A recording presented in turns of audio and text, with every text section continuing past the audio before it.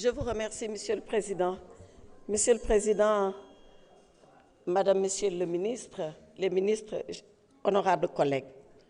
Monsieur le Président, cette loi, elle est dangereuse. Elle est dangereuse 3 fois. Parce que tout d'abord, elle est personnelle. Or, le propre d'une loi, c'est d'être de portée générale et impersonnelle. Elle est votée erga omnes. Mais pourquoi disons-nous que cette loi, elle est personnelle? On le dit parce que, quand on regarde l'ancien article 29, que celui-là a vocation à réformer et à remplacer. Dans cet ancien article 29, il y a une série de délits qui ont été listés et où on a dit qu'une fois qu'ils ont été commis, le juge peut prononcer la peine complémentaire d'inéligibilité. Et regardez bien ce qui nous est proposé aujourd'hui. Dans l'ancien article 29, il y avait la contumace. Dans ce nouvel article 29, on a supprimé la contumace, contrairement d'ailleurs à l'avant-projet du président de la République qui maintient la contumace. Qui, ici, peut être concerné par la contumace? Tout le monde sait ce qui se passe. Mais comme on le dit, on ne peut pas parler de corde dans la maison d'un pendu. Voilà pourquoi toutes les dispositions de cette loi ne renvoient qu'à une seule et unique personne. Et d'ailleurs, je salue le courage de ceux-là qui l'ont reconnu. Mais ce n'est pas le plus grave. Le plus grave, et qui fait que cette loi est hyper dangereuse, c'est qu'elle rétroagit. On l'a suffisamment dit. La rétroaction d'une loi est une disposition spéciale, particulière. Et d'ailleurs, quand il arrive au Parlement de la prononcer, le Parlement s'explique sur les raisons de la rétroaction. Or, ici, la seule raison est que le Parlement n'invoque pas d'ailleurs, qu'il garde sous silence. La seule raison, c'est qu'on veut effacer des peines qui sont devenues des peines absolument définitives. Alors, est-ce que la loi peut venir seulement pour redresser des décisions de justice, pour entraver à des décisions de justice qui ont été prononcées en instance, en appel, en cassation et même en rabat d'arrêt? Voilà pourquoi cette loi est dangereuse. Troisièmement, et c'est le plus grave, la loi permet aux citoyens sénégalais de se rebeller contre les décisions de justice. J'ai trouvé ça particulièrement grave et je vais vous donner lecture ici. Aucune condamnation liée à une infraction non mentionnée au présent article ou à l'article L28 du présent code ne peut empêcher l'inscription d'un citoyen sur les listes électorales. Quand le juge dit que le citoyen ne peut pas s'inscrire, eh bien, la personne peut refuser la décision de justice. Contrairement au préambule de notre Constitution, qui dit que nous devons tous nous soumettre aux décisions de justice. Donc, je considère que cette loi, elle est dangereuse. Elle est dangereuse pour notre démocratie. Elle est dangereuse pour notre République parce que c'est une loi personnelle, parce que c'est une loi qui rétroagit pour faire entrave à des décisions de justice, parce que surtout c'est une loi qui incite à la rébellion des personnes et des citoyens contre des décisions de justice qui ont été rendues souverainement par les cours et tribunaux. Monsieur le Président, cette loi n'est pas une loi. Elle n'est pas une loi.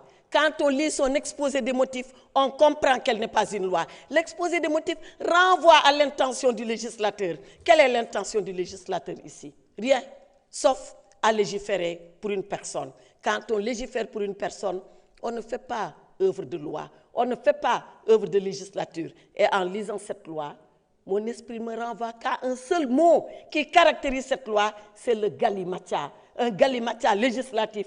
Nous ne devons pas accepter cela. Notre Parlement n'est pas digne de galimatia législatif. Je vous remercie. Merci beaucoup. Honorable Aïb Dafé, vous avez la parole.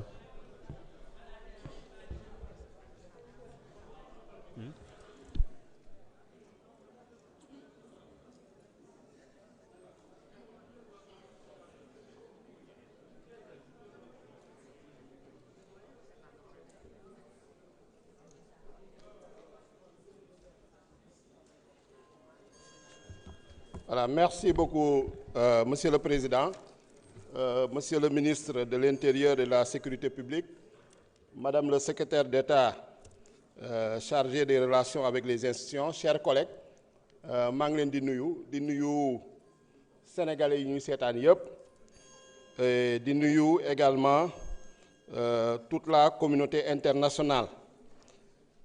Di wax ni rek proposition de loi ba nga xam ne moom nañ leen soumettre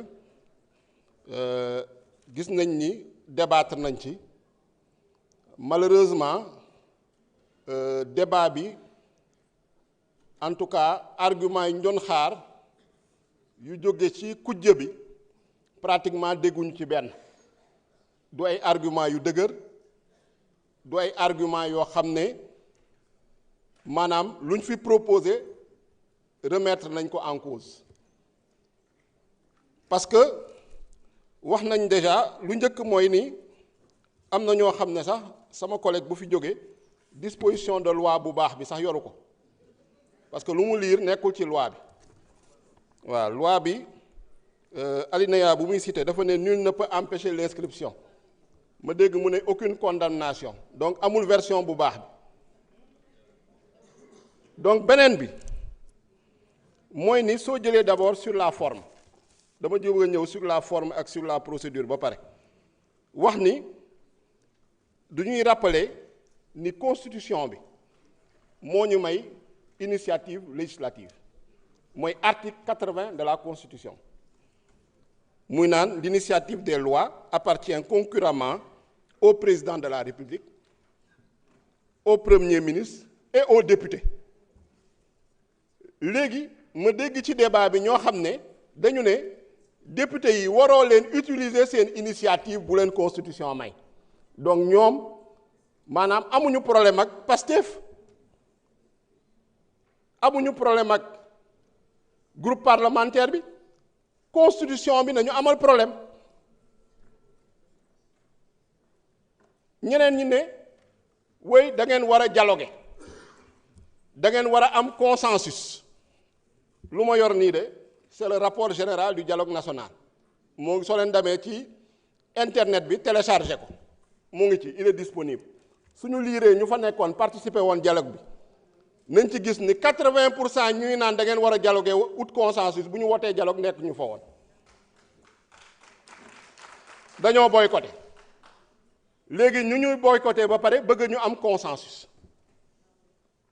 ba pare nee ñu si point bii ngeen di wax amu leen ci dialogué wu leen ci concerté wu leen ci te si biir dialogue bi rapport dialogue bi soo si duggee à la page 20 nga demaat à la page 54 nañ ne lii aspect bii le prononcé exclusif de la déchéance électorale par le juge c'était ça le point inscrit à l'ordre du jour du dialogue national pendant une semaine ça aboutit à un point de désaccord soo demee à la page 54 on dit très clairement quelle était la position de la majorité quelle était la position de l'opposition et de la société civile lu ñu mën pour waxtaan ba am consensus ñu am consensus bëri na soo duggee ci rapport bi gis ko bulletin unique am nañ ci consensus vote des personnes en détention qui conservent leurs droits électoraux am nañ ci consensus révision permanente sur les listes électorales am nañ ci consensus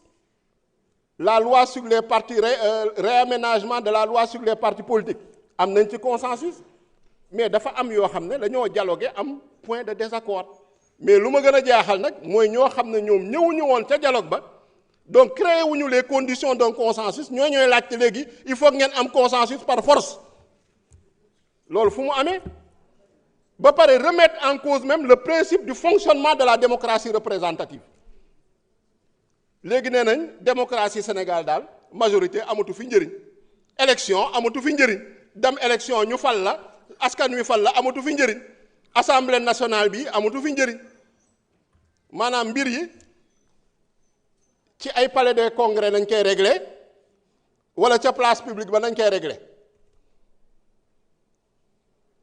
que fait-on des représentants du peuple yu nga xam ne dañ leen fal pour 5 ans au suffrage universel direct constitution bi jox leen cër règlement intérieur bi jox leen cër ñu ne non non loolu yëpp amul njëriñ même soo leen dialogué amu leen consensus da ngeen war a continuer di dialoguer ba am consensus par force su boobaa kañ na ñuy légiférer xanaa en 2050 si ñoo xam ne ñoom seen bopp ñoo ne ñoom saa yi ñu wootee dialogue du ñu dem ministre de l'intérieur nee na leen kaay leen ñu waxtaan waxul dialogue de ñu ne non non du ñu dem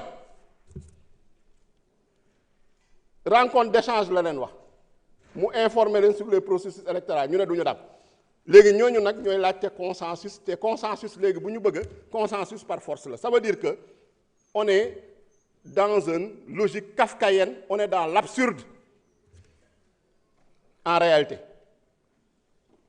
Lu ma yaakaar wax nañu également sur la question de la légalité de la procédure loolu amul benn doute procédure bi elle est conforme à la Constitution, elle est conforme au règlement intérieur. Élégance lu si jiitu mooy nga respecter la loi, la Constitution. C'est ça d'abord l'élégance. Respecter la Constitution, respecter la loi, respecter la réglementation. Loolu mooy élégance d'abord. Mais élégance boo xam ne day sukkandiku ci violation de la Constitution et de la loi, loolu ce n'est pas de l'élégance. Donc nañu delluwaat xel yi xam ne Sénégal système politique bu fi nekk dañ ko organiser. Il y a des textes muy constitution bi muy également loi yi muy suñu règlement intérieur am na loo xam ne tam esprit la moom ngeen ne suñu wootee dialogue nit ñi dañu war a wuyu saa ñu wootee dialogue dem nañu wuyu ji waxtaan nañu jot nañoo am ay consensus mais am nañu ay points de désaccord nag point de désaccord nag suñ ko amee lan moo war a trancher du askan wi lu mu tànn du majorité voilà. Donc c'est le jeu loyal et équitable d'une majorité qui gouverne et d'une opposition démocratique. Loolu moo nekk dans le préambule de la Constitution. Donc sur ce plan-là yaakaar naa ne Assemblée nationale le groupe parlementaire PASTEF amul dara lu mu war a reprocher wu. Lu mu waroon daf yépp daf na ko te loi bii ñu proposé dañoo jàpp ni moo gën ci askan wi moo gën ci suñu système électoral ak ci suñu système politique. suñu ñëwee sur le fond parce que ñu bëri dañu ne la loi est personnelle loi bi de moo ngi nii gisuma ci turu kenn elle est là article L29 article L30 loi bi ñan la dàq les individus condamnés pour crime